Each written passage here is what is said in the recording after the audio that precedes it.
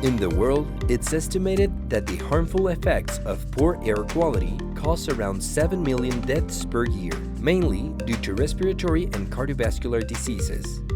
That's why, at the Institute of Advanced Materials for Sustainable Manufacturing of the Tecnológico de Monterrey, we've created an innovative project capable of eliminating CO2 and suspended particles present in the environment to purify our surroundings not only at a local level but also globally. This technology operates thanks to renewable energy, ensuring a sustainable process while helping to reduce common pollutant emissions from vehicles, industries, or burning fossil fuels. Our project will establish the fundamental foundations for future innovations on this critical issue and will serve as a guide for the implementation of similar technology in other countries.